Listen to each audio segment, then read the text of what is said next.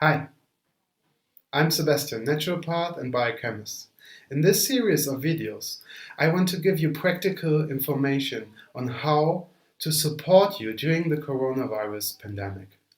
We are in a situation no one has ever experienced before, and I think there are many lessons to learn from this situation.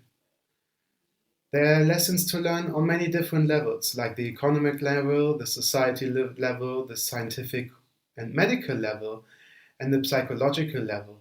And most importantly, there are many things to learn on an individual level. And I want to support you during this coronavirus pandemic with practical information on tips what you can do in your own life to help flattening the curve, but also help all of us to get out of this lockdown situation. Our everyday life has changed tremendously. Basic rights are largely restricted, and your personal freedom, as well as your freedom of working, assembly, or practicing religion, is hardly restricted. There is no possibility to go to the mass anymore. At least there are online masses. But also schools are closed, and this has consequences for all the parents that are now at home, either working in a home office or being unemployed because they lost their job due to the coronavirus pandemic. In some countries, like Spain, where I live, you can't even go for a walk. And this is the situation right now. Surely, the lockdown has helped to flatten the curve of infected people in various European countries worldwide. China and South Korea are good examples. And this was mainly achieved by physical distancing and people staying at home. This is great. However, this is just the beginning of the coronavirus pandemic, and we will need to find strategies to exit lockdown.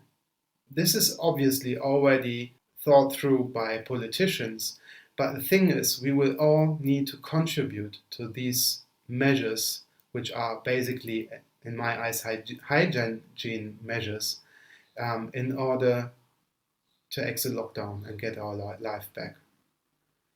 Solidarity between individuals and states is highly needed in these times. And I think this is one lesson that is already, we have already learned from this situation, that we will only get through this neatly if we are all collaborating, if we are all working together.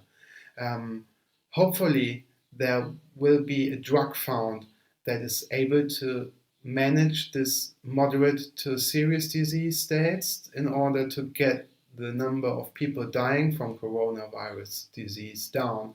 But ultimately, this viral pandemic will only end if there's a vaccination available.